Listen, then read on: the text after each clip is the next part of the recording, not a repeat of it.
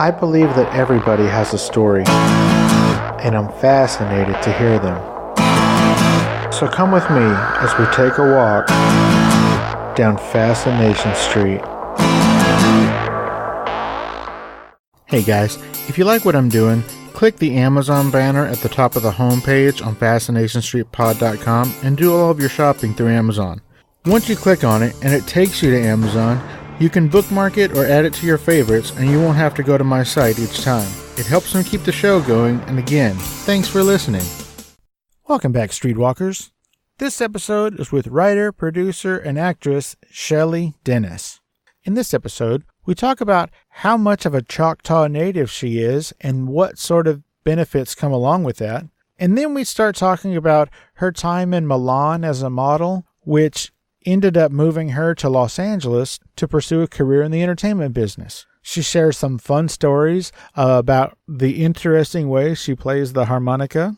She does a super cool T-Rex impression for us. And finally, we talk about the work she's doing on a series in the virtual reality space called Sestra on the Amaze VR platform.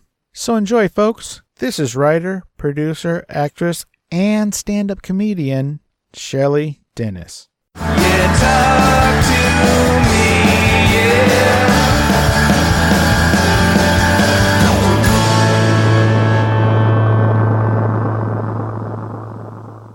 Welcome to Fascination Street Podcast, Shelley Dennis. How are you doing today? I'm great. It's Friday. I'm great. Thanks. It is Friday, or as somebody else once said, Happy Friday. Happy Friday. Yeah, and it's actually it's been raining a little bit in LA, so the sun's finally coming out and it's beautiful. So yeah, it's a proper Friday. You know, that's so funny. I was watching a TV show last night that took place in LA, and it was raining on the TV show, and I was like, bullshit, it doesn't rain there. Fun fact, when I first moved out here 11 and a half years ago, that's what everybody said. They were like, it never rains, it doesn't get cold. So of course I don't bring, I came from Oklahoma, so I didn't bring my rain boots, I didn't bring my coats. It rained for 3 days straight. When I drove from Oklahoma, it was raining as I drove in and continued to rain for 3 days. I was like, this is not what I thought it was going to be.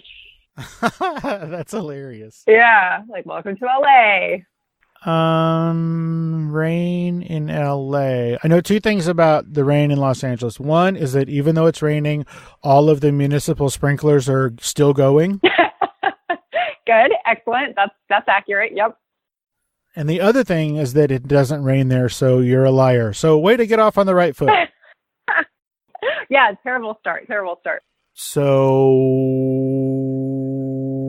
where did you grow up? Where were you born and raised? So I'm from Oklahoma, a small town called Clayton, population 700 people. And it was so funny because this morning I was sending a kind of get well card to my Uncle Eddie, and I realized I didn't have his address. So all I had to put was general delivery and then just the town, and it'll get to him because it's that small. Are you shitting me? No, I'm serious.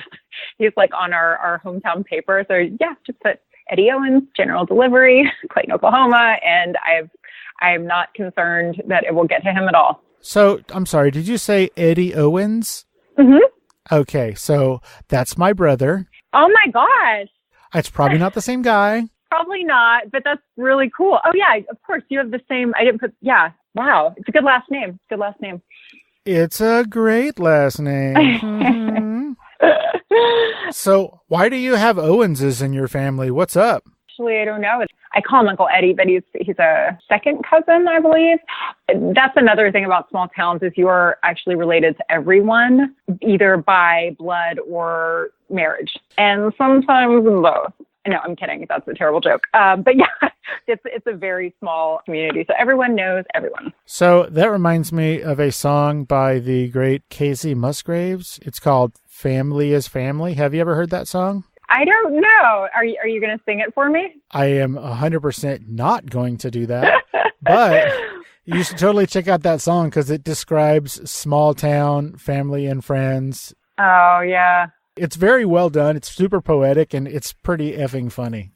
Oh, cool. Yeah, that sounds about right. Yeah, we had no stop flights or anything like that. We're about an hour away from any real big store. Like we had to drive an hour to get to Walmart so we could stock up on all the necessities. So yeah, we're pretty rural. Norman is in Oklahoma, right? Yeah, that's where I went to school. Oh, no way. Oh, then you should be 100% familiar with me because there's a statue of me there. Really? There is a statue of Steve Owens there. Okay. I got it. Now you have to explain yourself. Yeah, so he won the Heisman Trophy, I think the year before, either the year before or the year after O.J. Simpson won the Heisman Trophy. I know that. Yeah. Yeah, you do. And he played professional football for the Detroit Lions and maybe somebody else, but most of his time was at the Detroit Lions. So yeah, that's Steve Owens. No relation to me, but maybe related to you. Maybe. I did not put that together. So yeah, it's highly possible. Very possible in Oklahoma. So we have established a couple of things right off the bat. You are terrible at math. You didn't put together that my last name is Owens and Eddie's last name is Owens, and then you didn't put together that Steve Owens, Norman, Oklahoma thing. So we're not going to talk about math anymore. So you should be good. Excellent. Okay, so growing up in, did you say Clayton, Oklahoma? Yeah, Clayton, Oklahoma. Growing up in Clayton, what did you want to be when you grew up? So the joke is that I always said that I want, like, this it's kind of embarrassing now. I always wanted to be a movie star. That was like, I would watch TV. That was all there was to do. So I would say, I'm going to be a movie star. But my parents were mortified that was what came out of my mouth. I would do these these like small town beauty pageants growing up. And they always ask you that as a kid when, in your like questions. So I would have to make up something else because it was embarrassing. So it was kind of a joke where it was like, wonder what she's going to want to be when she grows up for this pageant. I'd be like, I'm going to be a history teacher. I just say whatever, but I knew that I wasn't able to say what I really wanted to do, which is go to Hollywood and be an actress and be in television. Well, a movie star coming from Oklahoma might not sound as crazy as you think, because there was a gentleman named Rance Howard who grew up in Oklahoma and wanted to be an actor, and he came to Los Angeles and became an actor, and that was generation one, and now there's a third generation of the Howard family that are in the acting business. So you might be onto something. Right? Yeah. That was always sort of my goal, is to meet Ron Howard one day. They'd have those 8 hours of Andy, the Andy Griffith Show, and I was obsessed. I've seen every episode a million times. So yeah, definitely good to know that it's happened before. Yes, and he is a very, very nice guy. So when you finally do meet him, you're not going to be disappointed. Oh, good. Yeah, sometimes I'm scared to meet those people if there is ever an opportunity, because I want them to be what I have in my head, which is nice and kind and all of those good things. So yeah, that's good to hear. They are all the nicest, sweetest people, every single one of them. Aww. It's very refreshing. Yeah. Oh, yeah. That's so nice. And yeah, that's just like good genes, good parenting, whatever you want to call it. But Ron Howard has a directing master class that you can take. And I was watching it and I was like, yeah, he's just such a humble person. So yeah, that's good to hear. I guess it runs in the family. It really does. And, it starts at the top. Both of their parents were just super phenomenal, nice, down-to-earth people. I didn't get to meet their mother because she passed away quite some years ago, but I was able to interview their father, Rance Howard, for this podcast, and it was one of the greatest experiences of my life just because he was so genuine and so kind and so sweet.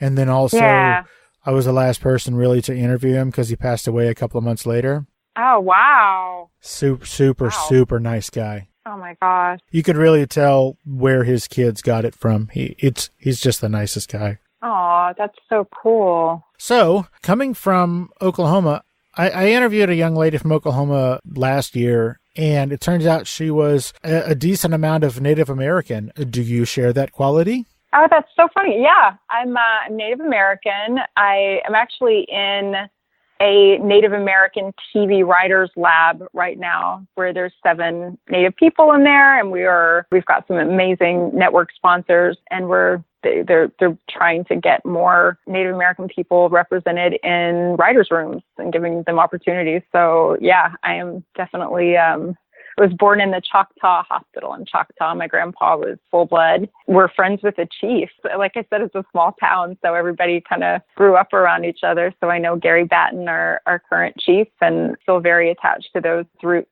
because we're just about less than 10 minutes away from the headquarters in Tallahassee. Well, there's headquarters in Durant too, but in Tallahassee, Oklahoma. Wow. So let's go ahead and use your cell phone to 3-way call the chief in. I want to talk to that guy, and I'll wait. Right?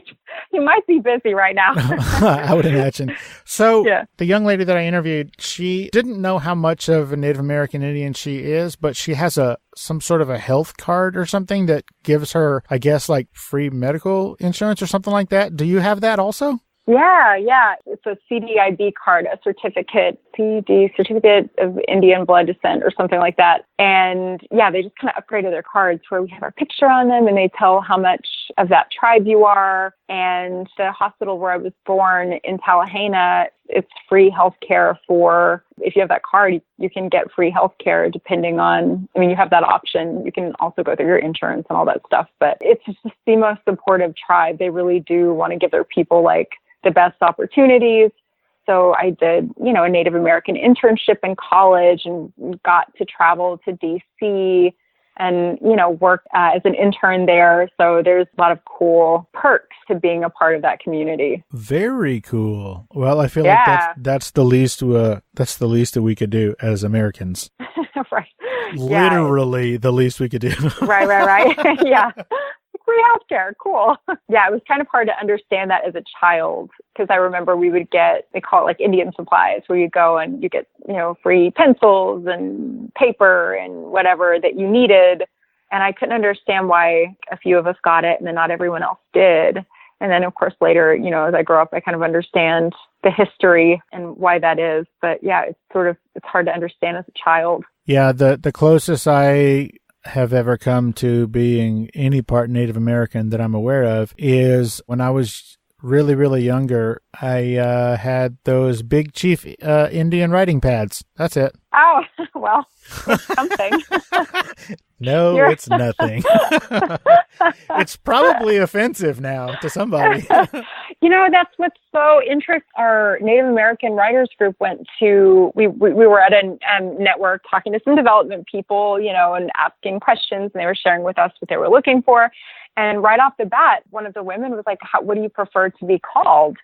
And I grew up, we were called Indian. And then I remember like some sports teams had to change their names because that was offensive. And I never quite understood that. So it is interesting, and it changes, Native American seems to be kind of the standard, but then, some people are saying natives now, or there's another term for it. And I was like, that's so weird. So I don't find a lot offensive unless it's the intention behind it, of course, but people kind of like wondering, like nobody wants to offend anyone. So there's different terms now. Well, I will just call you an indigenous Los Angelian. No, I won't.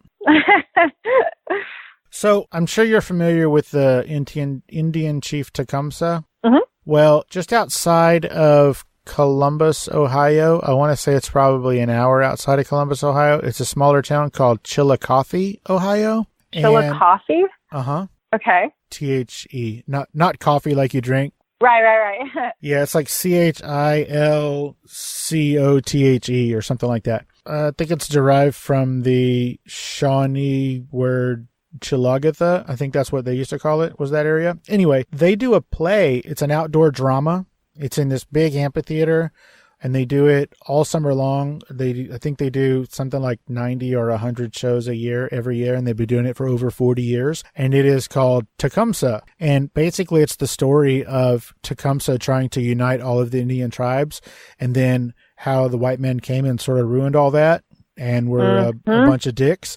right? I've seen that show twice. I've gone for the last 2 years, and we're probably going to go again this year. And Wow. if you haven't been, and I'm talking to everybody who's listening, not just you, if you haven't been, it is so worth it if you have the opportunity. Getting there is probably the most expensive part, and the tickets, I think, are, I don't know, $20 or something like that.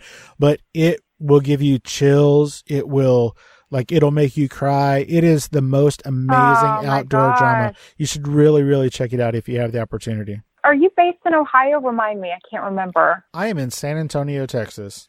Oh, you're in San Antonio. Okay. Because you mentioned Ohio. I thought you were setting me up here. So the funny thing is I lived in New Philadelphia, Ohio for a summer and was in Trumpet of the Land, which is like another version of that. And they've been doing it for years. And what's interesting is like the guy that plays the lead character, his family did it. And it's kind of like a generational thing that's been passed down. But yeah, it's in this outdoor amphitheater. My gosh, like I did it in college, so I can't even remember all of the stories. But yeah, we played Native Americans, and it's very dramatic and a really cool experience. And they have like a full house oftentimes in the summer. People come from all over to see it. So I've been on the acting end of that as well. So that's the next one you should check out when you go. I'll definitely give that a shot. Now, you said you played a Native American in that drama? Yeah, it was very interesting. We had wigs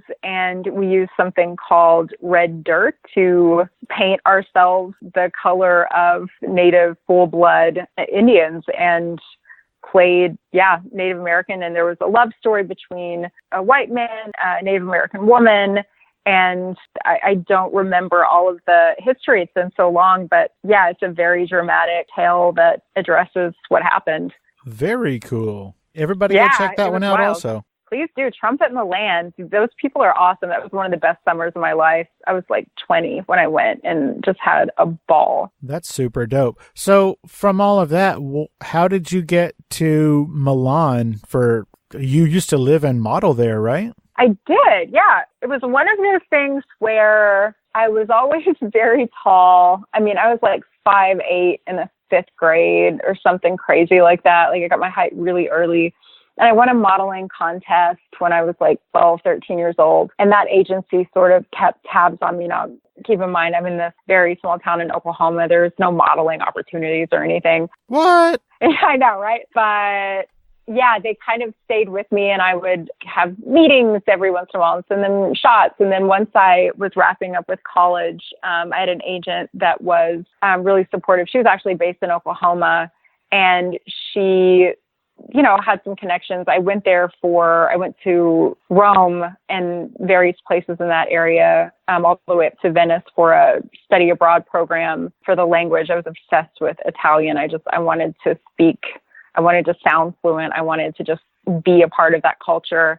So while I was there, my Oklahoma agent manager sent me to a few agencies, and I found an offer there and went back to Oklahoma to finish the last semester. So I got my drama degree and then flew out there like right after. I had a one-way ticket, and I didn't know what I was doing.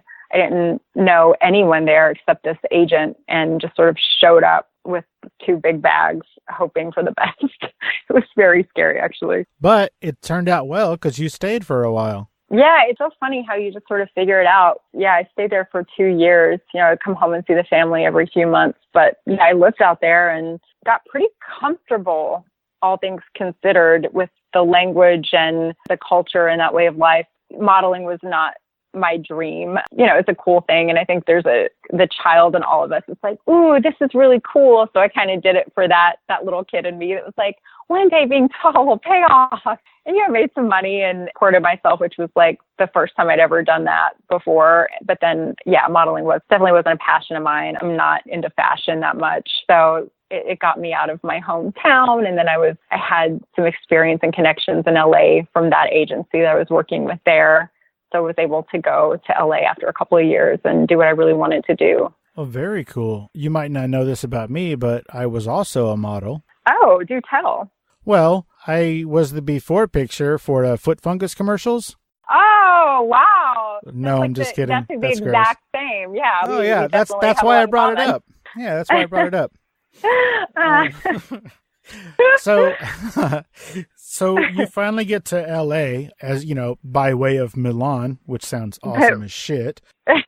You get to LA, and then what happens then? Do you immediately start taking UCB and groundling classes, or what happens? No. So I was always I was sort of voted class clown my senior year. I was always really goofy and just a ham. I like to make people laugh, and it was sort of the way I dealt with being shy and uncomfortable. If I could just make people laugh, I felt a little more at ease. So there was always that. It wasn't like a big surprise when I got into comedy with people who really knew me. But I came out, and I mean, again, I didn't know anyone. I didn't know what I was doing.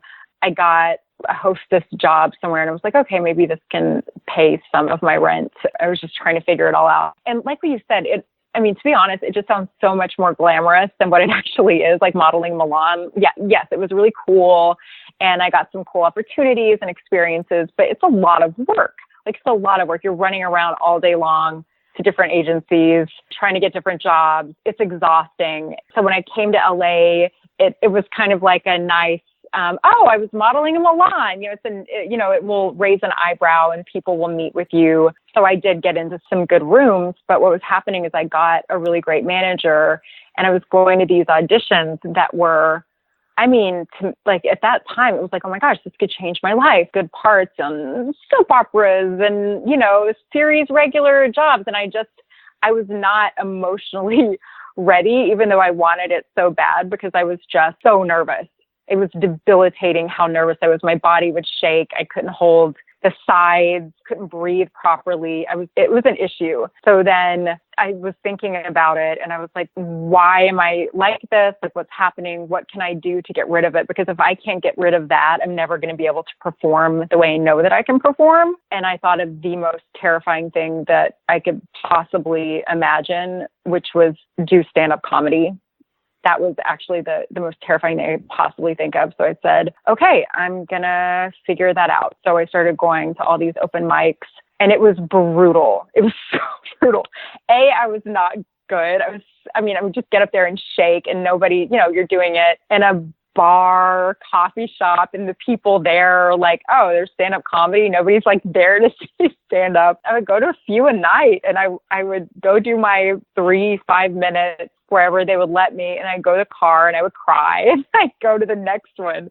So it was actually really now that's something you do when you're like 22, like I had it in me. I was like, I'm going to take on the world. So just keep going to these places. And then something kind of clicked, and I fell in love with it. It was the weirdest. I never thought that would be possible, or that I would ever be able to get on stage and pick up the mic and be excited to be up there. And it just happened. I was able to break through it and have been doing things in that vein sort of ever since. So you say that, that's just what you do when you're 22, but I don't feel like when you're 22, most people look for the hardest thing or the scariest thing and sprint towards it. So what do you think in your background, or how you were raised or whatever, what do you think made you do that, run toward the thing that scared you the most? Ooh, that's a good question. So in college, I was studying acting. They said, if you really, really want to do this is actually horrible advice.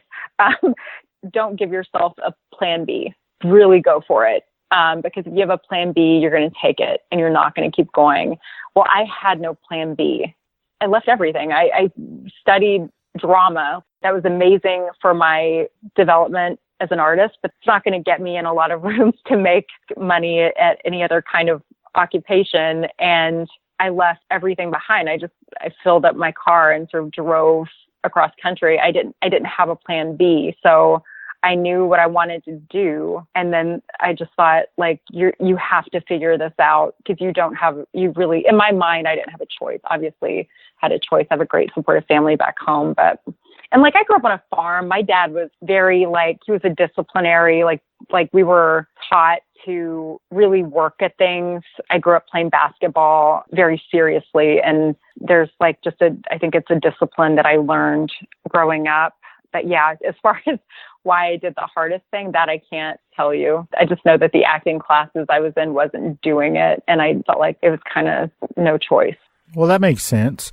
Now, you said that you played basketball growing up, and word on the street is that you're such a big basketball fan that you can spin a basketball on one finger.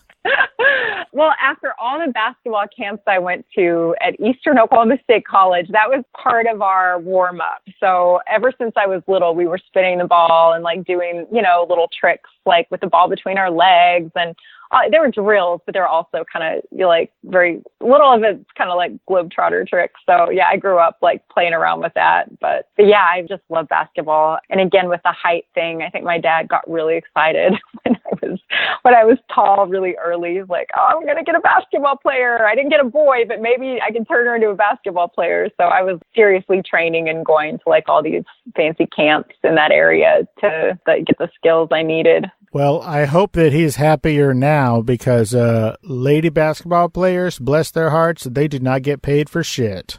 Oh my gosh. It's so frustrating to see that. And I think it'll get better. But yeah, it's disheartening. And honestly, the only reason I didn't play college ball, because I had scholarship opportunity with a good team. I really liked the coach to play, but I'd blown out my knee and it was so weak. And I was like, I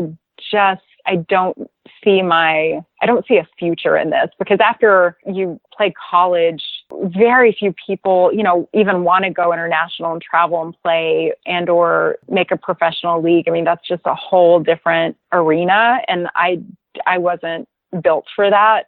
Is physically built for that, I think. So yeah, but that was really the only reason I didn't keep going with it. And so it was a blessing in disguise. It's like very heartbreaking when I learned that it felt like my whole life was over because basketball was my life. So to just be like, and I'm not going to play anymore. That was really hard, actually. Yeah, I bet. I mean, not everybody can end up being Dawn Staley. Yeah, it's because we had such a small team. I was the tallest one, but I was the tallest one on that team. I'm 5'10", so I should have been like a point guard or something in a professional league, and I didn't have that training. I was posting up on people that were twice my size, so it just wasn't the right fit.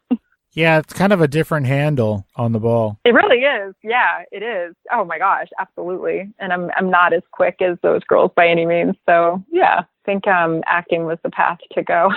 Yeah, I think so. So when did you decide to start UCB and Groundlings? When did you think that was a good idea? Or was that a suggestion from an agent? No, that was actually a casting director who I've become friends with. She was very supportive, was casting a sketch troupe. This was before I did Groundlings and UCB. And she said, hey, you should you should audition for this. I think it would be fun. And I had done a film right before that, and it was in Michigan. It was a horror film. We were in the middle of nowhere. And there's something about just being like in a cabin by the lake. I was writing all the time. And at that time, I hadn't been consistent with my writing. I always loved to write, but I had all these ideas for sketches and characters. So I was constantly writing. So when I came back and heard about the opportunity, they were like, yeah, if you have any sketches that you've written. And I was like, actually, I do. Oddly enough, I do. So I auditioned. They liked my stuff, invited me in. This was a straitjacket society, by the way. And I started writing and performing sketch. Love that. And then the natural thing is to want to go train, at the big leagues and get that foundation. So I went over to Groundlings. And then when I made it to kind of a certain level, they put you on a wait list because the writer's lab at Groundlings is very small and intimate. So you kind of have to wait your turn. So while that was happening, I went over to UCB and trained over there. And the schools are very different as far as their approaches. Some of it's foundational and the same, but very different. So it was a really good training to have both sides of it. I recommend it. So which one of those two methods focuses more on character work and character development? Groundlings is very character focused. Yeah. So speaking of some of your characters, I hope it's okay that I ask you to do this, but word on the street is you do a killer T-Rex impression, and go. Oh my gosh. Yeah, sorry. It's all I'm nailing it right now. You can't see me, but I am nailing it. Oh my gosh, that's amazing. Is that amazing? Thank you very much. Yeah, thank you. I was not misinformed at all. That's awesome. Yeah, that's right. That's one of my favorite things to do. And every once in a while, I'll be in an audition because that's on my resume, and they'll ask me to do it. And then the horror that you see on their face, just the most rewarding part of it all. So, have you ever gotten or lost a job based on doing that T-Rex impression in an audition? That's a good question. I haven't lost a job because of it. You know but I will. of? That I know of. That you're right. You're so right. I should really start questioning everything now. I would just start saying, "Oh yeah, I lost that because I did a T-Rex impression." Right. Right. They don't respect the physical comedy of animals that are extinct. It's not okay. I can't say that I've gotten any jobs because of it, but there have been a couple of auditions that I booked where they asked me to do it in the room. And I will say with confidence, I know it helped me stand out.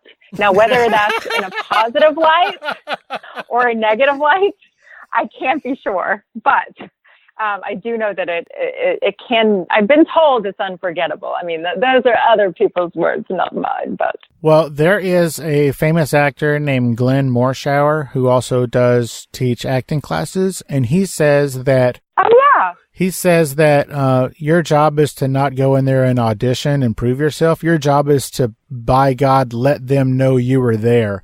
And that's funny. If you do a T-Rex impression, I'm pretty sure they know you were there.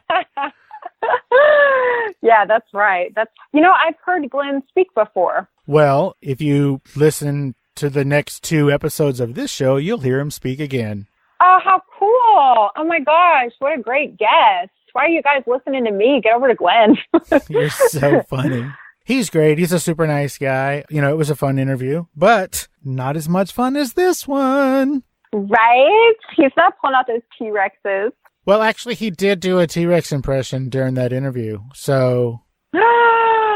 Oh, maybe we should have a T-Rex off. That would be the most amazing thing, especially if it was audio only. Oh my gosh. You just describe it.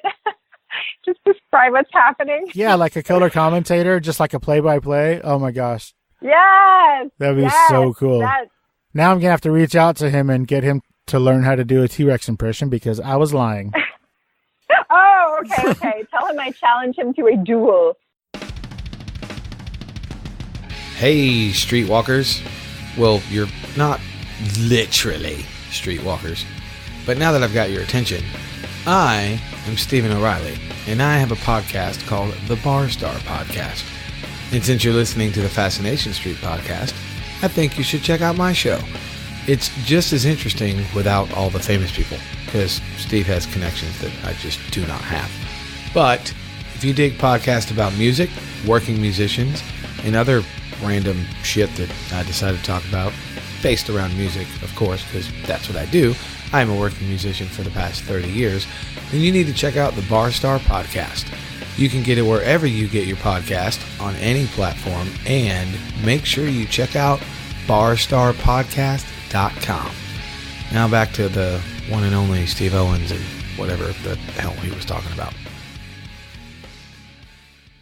So you mentioned that you're a writer and that you are an actress, but you're also a producer. What exactly is a producer? Oh my gosh, it's so funny that you asked that, but you're just like getting into my head. I love it. That is a question that I ask every producer that I meet, where I'm comfortable like saying that in a conversation, because every producer will give you a different answer. I mean, there's the basic stuff, but there are so many different, it's just like a very kind of lucid, to me, it feels like there's a million different hats that you can wear or not wear. In my experience, it's really getting the best people that you know together and trying to get everything set up where they can play together. That's always my goal. Is I know writing, I know acting, but everything else is like, let these experts do what they do. My goal is always to create the best energy on set. So it's not just talent. It's like, let's get some really good people who are showing up with a good attitude and want to play together and just trying to connect all the dots. And when that happens, it's actually magical. But yeah, producer is like the person that really makes it happen, but lets other people make it happen together. if that makes sense. So you set up play dates. Yes, it is setting up play dates. That's a great way to explain it. Very cool. I have heard a lot of different roles or, I guess responsibilities of producers. And the thing that makes me laugh the most is that when you add the word executive to producer, it actually means you do less, if anything. That's so true. Yeah, you've done one big chess move as the executive producer, and there are executive producers who, of course, work very hard and do a lot. But oftentimes, there's one big chess move they make, whether it's a connection, finding financing, which is a huge thing, but then they're off to the next project. So yeah, that's funny. It can be that way. Also, one of the things that I think is hilarious is that, unless I'm wrong, without exception, every single TV series I've seen, whoever directs the pilot becomes an executive producer for the duration of the series. Oh, that's interesting. So if they direct the pilot and then they never do anything else again, they're still executive producer for the entire series. Huh, that means they have a really good agent. Well, most likely, yeah. So pay attention next time and just see if that plays out as far as you can tell. But from what I've seen and the things I've paid attention to, that has been true 100% of the time. Wow. Yeah, I'm going to challenge that because I haven't noticed that yet. That's really cool. Yeah, so pay attention to that. And if it turns out that I'm wrong, please do not use your Krav Maga to kick my ass. Okay, I'll try not to. It's it's an old tick, so we can't be certain. But now, why Krav Maga? Krav Maga, sorry. Krav Maga. Initially, it was my imaginary Bond girl training because I think we've all seen these movies and just wanted to kick some ass. When I started taking Krav Maga, I was just like, oh, I wonder what, if I could actually learn martial arts. It's so cool. I really fell in love with the intensity of it. These people they're not messing around. Like, it is very intense. And what I like about it is there's something about when you grow up playing a sport. And, I played up to high school. So there's also the extreme of people who play professionally, but you're training, you're pushing yourself, you have a goal, whether it's this tournament or getting into the school, or there's something that drives you to physically push yourself and really get into that zone. And it can be addictive in a really good way. But I was finding that I stopped competitively playing basketball. And then all of a sudden I'm just on a treadmill and I was so bored. And I just decided, I was like, oh, I guess I don't like working out. And then I started doing this as just sort of an experiment of oh, maybe I could add, martial arts to my resume. And I was like, oh, this is what I've been missing out on, because these guys crank up the music. They're yelling at you. You're having to think on your feet. And then once you sort of get into the next level of the technique, I don't know how it is in every class, but I was one of only a couple of women, and there was these big dudes, but they were not taking it easy on me at all. They were like, it doesn't help you if I go easy on you, because out on the street, no one's going to be taking it easy on you. So it was a really cool, physical and mental challenge on your, I really fell in love with the idea of getting in that zone again and just reacting, working on reflexes and things I don't know. It's my jam. I really do love it. And it's just a great skill to have. If you're going to work out, learn something, to just do the same reps over and over again, which I've been guilty of before. But I like that there's a growth process to it. Well, out on the street, when you are about to get into a fight and whoop up on some killer, do you taunt them? Do you say stuff like, I'm going to kick your ass so bad, you're going to be playing harmonica through your nose? Very nice. Yes, I'm a total, I'm an instigator, I just go to bars every night and see who I can fight with. It's good training. It's the school of life. Every day after work, it's like that first day of prison where you just find the biggest person and try and kick their ass. Right. What do you know about prison? Why don't we talk about you now? So why can you play a harmonica through your nose? Okay. So let's flash back to I'm 8 years old. My grandpa has this really old harmonica, and he gives it to me and he's teaching me how to play it. He had several. He was a harmonica kind of guy. This same grandpa who's 100% Choctaw Indian? Nope, different one, Oh, okay. actually, different one. So I'm playing around with it, practicing. And I remember I was laying in bed and I was just kind of messing around with it. And then I fell asleep with it on my chest. Something like, I just remember laying there and being on my chest, being just kind of like, you know, when those naps come, you have to seize them. So I was laying back and then I discovered that it was making a noise as like I was like sleeping, breathing through my nose. And I was like, oh, that's interesting. And I started just trying to make the noise through my nose. And I realized that my right nostril is very strong. I have a very powerful flow of air from my right nostril, not to be confused with my left, my right. And as an 8-year-old, it just sounds like the right thing to do, which is to learn jingle bells through your nose. So after a couple decades of training, I now can play most holiday tunes and a couple of Celine Dion songs on the harmonica through my nose. So Get the fuck out of here. It's like a thing on birthdays now, too. I call my family members and I'll play them happy birthday through my nose because that's my gift. My gift to you. Oh my God. That is amazing. Before this episode comes out, I'm going to need you to learn how to play the Cure song Fascination Street through your nose on a harmonica. Oh my God. And then I'll put that in right here and go. Right there. All right, cool. Thank you so much. That was awesome. That's a great idea. I love it. The magic of editing. So you have performed on TV and in film. Have you done stage acting? Oh, yes. Yeah, I did. That's where it all started. You know, I did little plays growing up in my hometown and surrounding towns. And then in college, I studied theater, so did the productions there. And then did Trumpet in the Land in the amphitheater in New Philadelphia, Ohio. And then came out here and it did some stage, but mostly I switched gears into film. But I've done musicals and theater acting and all that jazz. I think it's I really do miss the live element of it. It's a lot of fun. So which of those three, TV, film, or stage, which of those three do you think, I don't want to say is your favorite, but which one do you think you get more out of when you are acting in those different spaces? Ooh. I miss being on stage. I really do. There's something about, I think it's also the community when you're like working on something for weeks or months at a time and you get to know people and you like grow together. I would have to say that. I miss that the most. Now, I pursue film and television because that's a completely different, that's why you're in LA, right? There are more opportunities to make a living that way. And I'm also writing for film and television as well. So I feel like more opportunities that way that pay.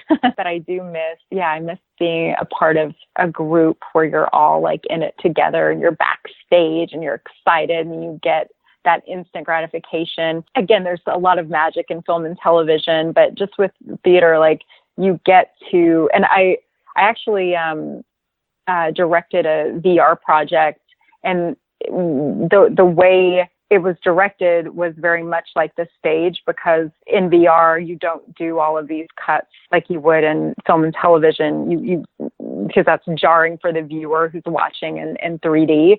So, or not 3D, but 180 degrees. So you're playing it out like you would play out a play, and you get to build and you get to live in that experience for, however many minutes that scene exists instead of cutting it around. So yeah, I just miss that growth on stage and getting to live it from start to finish. So yeah, I hadn't thought about that, but that's a good question. So let's talk about virtual reality. Now, you have a series on, I think it's called Amaze VR. Is that right? Yeah. Yep.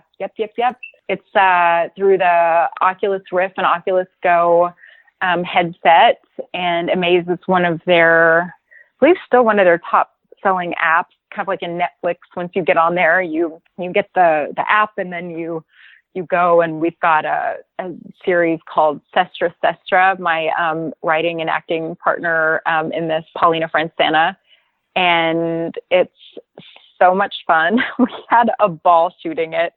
The episodes are like I don't know, like 6 minutes or something. So they're like mini TV episodes or 8 episodes. And it's about these 2 Russian sisters that the comedy of it is also that they're twins. But Paulina, in real life is she was a Russian supermodel. She is stunningly beautiful. She's been on the cover of every magazine, and she's also a great actress and writer. But physically, there's that. And then I play her twin sister, but I have a unibrow, chin mole, and a much different physical appearance and the way I'm dressed than Paulina. And we are 2 twin sisters, and we turned 30 in Russia. And in this fictional village, when you turn 30, you are useless and you get these horrible single women's assignments. So we decide to become mail order brides. So we mail ourselves to the Trump Towers, but mistakenly get lost in Venice Beach. And then we are trying to find a way to stay in America so that we get a second chance at life. So it's a lot of fun. But I think it really touches on, in an extreme comedic way, how women are perceived when they hit a certain age and that they have to depend on men, and it touches some of those themes. So yeah, it's a lot of fun. Check it out. Sestra. So this sounds like a very serious drama. Is there any comedy in it? Oh yeah, that unibrow sounds dramatic to you? Was that what keyed it in? The dramatic unibrow. It can cry on cue. It's its own character. So what kind of viewership is on VR platforms right now? It's so interesting. It's changing, but classic demographic is 20s to mid 40s male. What was really exciting about this project is we have one of the highest female audiences through this app, and the response has been really positive, asking for more episodes. But yeah, women are starting to jump into the VR space, and we're trying to create content for them. So nobody, even the quote unquote experts that are living and breathing VR, can't tell you what's going to happen with this medium, but it is exciting. There are a lot of cool storytelling opportunities. Have you spent much time with a headset, a VR headset? Have you gotten to experience any even video games or experiences through VR? I have gotten to do some. A couple of years ago, I got the Samsung Galaxy 7 or whatever. Yeah. And it came with the VR headset. I guess it was made by Oculus for Samsung or something like that. Yeah. And there was a couple of different, sort of small vignettes, which were like super scary, like a bedtime story or something like that. But then Sure. One of the coolest things about that whole setup is that I'm sure it's the same through all headsets or whatever, but I could look at just a photo, on my phone, just like a picture, and it was amazing because it was like you were in the picture just looking around and up and down and stuff like that. Like just a still photo that you took of something. Oh, wow. And so that was really, really cool. But it got kind of it gets hot, I guess, because the phone's working so hard or whatever and your face is trapped. Yeah. And so I would sweat profusely while I was watching it. Oh, no. And also, once you have that thing on, you really are in that world. And so my wife would get super nervous and be like, okay, but just do that downstairs because I'm afraid you're going to fall down the stairs with that thing on. So I haven't really done much, but I am looking forward to checking out Sestra, which I think that's sister in Russian, right? Sister? Yeah. Yep. No, that's cool. Yeah, it is extremely intimate. Wasn't a VR person, but I remember when I went into the offices of this production company, they give you a headset and they're like, okay, watch some stuff so you kind of get a sense of what's going on. So I'm watching this scripted show, and one of the characters is talking directly into camera. And it was so intimate that I noticed that I was doing the polite head nod. When someone's talking and you're just kind of encouraging them and letting them know that you're engaged and you're doing the nod and the smiling. I was doing that with this character on VR, and I was like, oh my gosh, that's so interesting. So yeah, that element is really cool. I didn't know what that experience would be like, but that surprised me. So I think one of the reasons that I sort of put it down and didn't really pick it up again is because I'm afraid that I'll get addicted because it is so cool. Sort of like how I haven't played a video game in 15 years because I'm worst case scenario, is that I love it and I just lose time and hours and productivity and I don't get shit done. And so I'm sort of afraid of that with VR because it is so immersive and so cool. Yeah, no, I do the same thing. I always liked video games, but I refuse to get any kind of the newer video games or, obviously get a headset now so I can keep tabs on everything. But I think we've all seen kind of the Black Mirror, the extremes of how people can really get sucked in. And then before you know it, you're like not living in reality. I think a lot of us have that initial fear where it's like, am I just going to be on this headset for 8 hours and not shower or be involved in society? So yeah, I share that fear actually, Steve.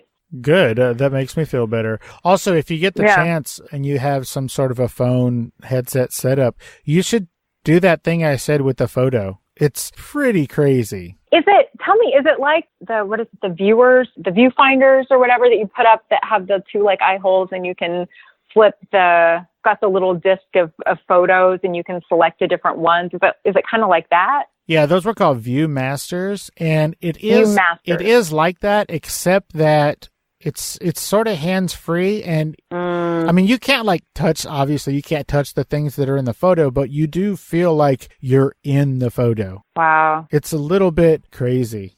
Yeah. Huh. I'll definitely have to check that out. It has some way of sort of bending it around sort of, 360 or whatever around you. Oh. It's definitely an experience, and you should give it a shot. That's actually horrifying if that's your picture. Like if you're in a picture. Yeah, that's horrifying. I don't want someone to experience my nostrils in 3D. That sounds like it's gone a little too far with technology. Can we bring it back a little bit? That is hilarious. Now, Shelley Dennis, I have kept you for quite some time today, and while I do appreciate all of your time, and thank you for letting us get to know you better on Fascination Street, before I let you go, I need two things from you. Okay. Number one, I need you to tell everybody where they can find you on social media and or a website if you have one. Oh, great. So it is, you can go to my website, www.shelleydennis.com. Very easy, but it's spelled with an EY. Shelley Dennis. And then all of my handles are at Shelley Dennis. So there you go. Nice. And was there anything that we didn't talk about or I didn't ask you about that you wanted to talk about? You are an excellent interviewer, so I don't have anything off the top of my head. Go on. And this time really flew by. I didn't realize it's been an hour that we've been chatting. So I greatly enjoyed this. Thank you for, inviting me onto your show. It was absolutely my pleasure. And I would be remiss if I let this whole hour go by without a solemn and hearty shout out and a thank you, a sincere thank you to our mutual friend, Matt, the moderator, Deandria. Oh, Matt. Thank you so much, Matt. Thank you, Matt. I appreciate you for setting this up, man. Matt's the best. And yeah, any friend of his is a friend of mine. So I'm glad you guys are connected. He's the best. I love that guy. He is so sweet and genuine. He's just a nice dude.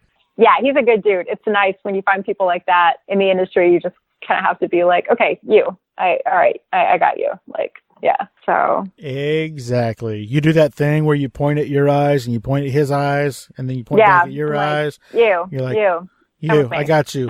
All right. Shelley Dennis, thank you so much for taking the time, as I said, and all of your social media tags on your website link will be in the show notes, so everybody make sure to scroll down and check those out and reach out and tell Shelley you said, what's up? Dude, tell me what's up. And Shelley, have a great rest of your day and weekend. It's Friday. Go do something. It's Friday. Yes, I think I will. Yeah, actually, yes. And you yourself have a great time. I will. And as my good friend Stephen O'Reilly from the Barstar podcast says, go out and do some shit. Go out and do some shit. I like it. Thank you, Shelley. Have a great weekend. You too. Bye-bye. Bye.